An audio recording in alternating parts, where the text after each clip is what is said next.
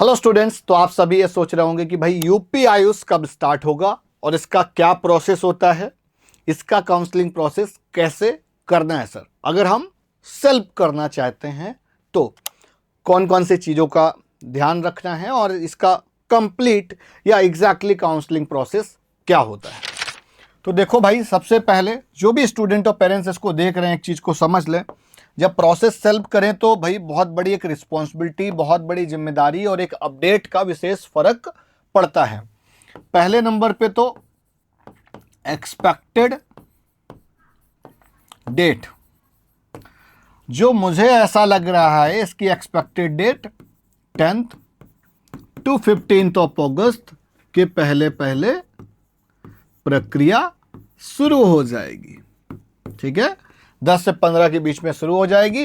करीब 8 अगस्त को नोटिफिकेशन मिल जाएगा स्टेट को। दूसरा, अब इसका प्रोसीजर कैसे करें, इसका प्रोसीजर कैसे करें। तीसरा, कट ऑफ, क्या सर हम चॉइस फिलिंग, इस तीसरा पॉइंट आपको चॉइस कट ऑफ नहीं, इसका होना चाहिए चॉइस फिलिंग, कि भाई हम चॉइस फिलिंग कैसे करें। क्या प्रीवियस ईयर का कट ऑफ निकाल के कॉलेज को एक प्रेफरेंस में डाल दें, सिर्फ वही चॉइस फिलिंग होती है? तो जी नहीं, चॉइस फिलिंग के लिए एक अलग से वीडियो बनाऊंगा, चॉइस फिलिंग मैं दूंगा भी, तो वो पीडीएफ से आप हेल्प ले सकते हो। But as it is cut off में उठा के डालना बिल्कुल गलत है। ठीक है, प्रोसेस समझते हैं। प्रोसेस क्या भैया, सबसे पहले तो हम रजिस्टर करेंगे नंबर 1 में। ठीक है, चलो भाई रजिस्ट्रेशन कर दिया। रजिस्ट्रेशन जब करेंगे तो हमको डॉक्यूमेंट्स भी अपलोड करने पड़ेंगे। हाँ, कर दिए, डॉक्यूमेंटेशन अपलोड कर दिए। और जब हम डॉक्यूमेंटेशन करेंगे तो भैया हमको पेमेंट भी करनी पड़ेगी। चलो कर दी। पेमेंट सरकारी का होगा तो 20,000 रुपये, प्राइवेट का होगा तो 50,000 रुपये, बाकी फॉर्म फीस 2,000 रुपये रहती है। और ये जो सिक्योरिटी अमाउंट है ये बाद में रिफंड हो जाती है अलॉटमेंट के बाद में, अगर आप कहीं पे भी सीट ले लेते हैं तो। रिमेंस एक इस तरह की भी कंडीशन होती है, बहुत जगह सिक्योरिटी फॉरफिट भी होती है। सेकेंड नंबर पर डॉक्यूमेंट वेरिफिकेशन। डॉक्यूमेंट वेरिफिकेशन ये प्रक्रिया बहुत ज़्यादा इंपॉर्टेंट है। इसमें डॉक्यूमेंट्स कौन कौन से लगते हैं? 10th 12th और कैटेगरी सर्टिफिकेट और मेडिकल फिटनेस सर्टिफिकेट। फिटनेस का आप सभी को एक फॉर्मेट मिल जाएगा। आप ये सारे डॉक्यूमेंट्स डालेंगे, वेरीफाई होगा ऑनलाइन। वेरीफाई होने के बाद बहुत बार ये रिजेक्ट भी हो जाते हैं, बहुत बार ये अप्रूव भी हो जाएंगे। ठीक है, और जब रिजेक्ट हो जाएंगे तो आपको क्या करना होता है? रीअपलोड कर दो, रीअपलोड कर दो। अगर बार बार रिजेक्ट हो रहा है, नहीं समझ में आ रहा है, टीम से मेरी बात कर लो, वो बता देगी क्या मिस्टेक है। आप मेरी टीम को अपने डॉक्यूमेंट्स देकर वेरीफाई करा सकते हैं, स्क्रीनिंग कर देगी हमारी टीम एकदम फ्री ऑफ कॉस्ट। ठीक है, इसलिए टीम का नंबर भी डिस्क्रिप्शन पर है, अगर आप काउंसलिंग कराना चाह रहे हो तो भैया आप करा सकते हैं। अच्छा, इसके बाद एक इंपॉर्टेंट स्टेप होता है मेरिट लिस्ट का। जब मेरिट लिस्ट आएगी तो उसमें सारी चीज़ें मेंशन होती हैं। अच्छा, एक इंपॉर्टेंट चीज़ और है जो मैं बताना भूल रहा हूँ।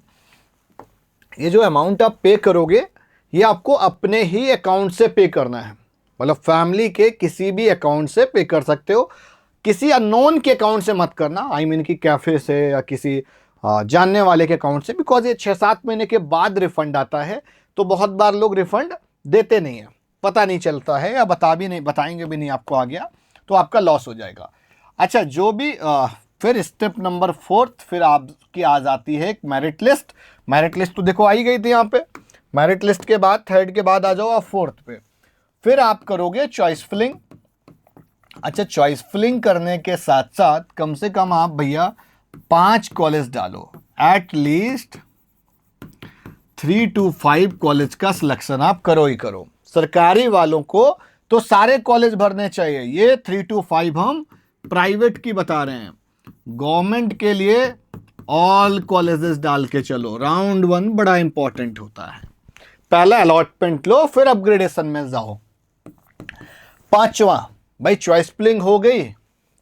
इसमें एक बड़ा इंपॉर्टेंट होता है इनपुट लॉक करना। चॉइस लॉकिंग, लॉक कर देना। ऑटोमेटिक लॉकिंग नहीं होती है। इनकम्प्लीट छोड़ दिया तो छूट जाएगा भैया, इनकम्प्लीट रह जाएगा। चॉइस फिलिंग हो गया, लॉक हो गया, फिर अलॉटमेंट आता है। ये जो अलॉटमेंट होता है प्रोविजनल लिस्ट आती है। प्रोविजनल लिस्ट आती है और लिस्ट के बाद एक लेटर भी आता है, तो आप लेटर भी डाउनलोड करोगे। फिर आप जाओगे NHMC नोडल सेंटर लखनऊ। आपको इस नोडल सेंटर में जाना होगा।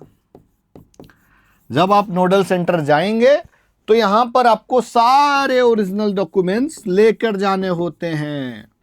आप जब सारे ओरिजिनल डॉक्यूमेंट्स लेके जाएंगे, वेरीफाई कराएंगे। इसका एक स्लॉट आता है नोडल सेंटर में, स्लॉट्स आते हैं रैंक वाइज, ठीक है।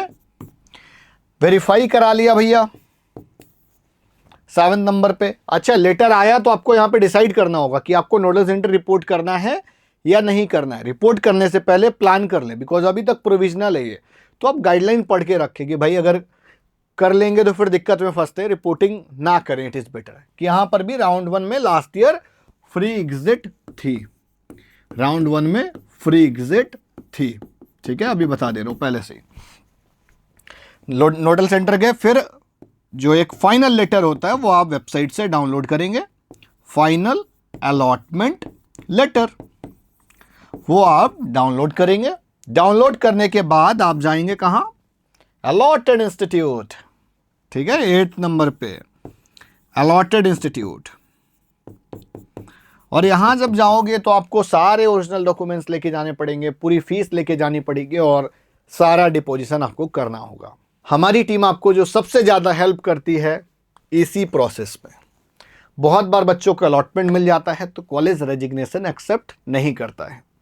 तो भाई हम भी उनसे दरखास्त कर लेते हैं कि भाई कर दो, बच्चे का नहीं पढ़ने का मन है। या बहुत बार यहाँ पर प्रेशर भी किया जाता है, या टाइमली प्रिंसिपल नहीं मिलेंगे, या बच्चों को घूमना पड़ता है मतलब रेजिग्नेशन के लिए आफ्टर अलॉटमेंट। तो ये सब दिक्कतें आती हैं, तो उसका भाई निवारण हम कर देते हैं, सहायता करते हैं बेसिकली, है ना। तो वीडियो आज की यहीं तक, और इसी तरीके से वीडियोस पाने के लिए वीडियो को लाइक करो, चैनल को सब्सक्राइब करो। और एक फ्री गाइडेंस फॉर्म है, आप उसको फिल करके जान सकते हैं कि आपको कौन सा कॉलेज मिलेगा। रिमेंस इस पूरे प्रोसेस में अगर आपको कोई भी दिक्कत आए, कहीं पे भी आए, तो आप हमारी टीम को कनेक्ट करके हेल्प ले सकते हैं। यूपी में हम आपकी वो हर संभव मदद करेंगे जिसकी पॉसिबिलिटी होती है। सालों से करते हुए आए हैं, इस साल भी करेंगे, ठीक है। और नोडल सेंटर पे भी हमारी टीम जाती है, मैं खुद जाता हूं यहां पर, तो मैं इस बार भी जाऊंगा, सारे बच्चों की हेल्प करूंगा, सारे बच्चों से मिलने का भी मौका मिलता है। नमस्कार।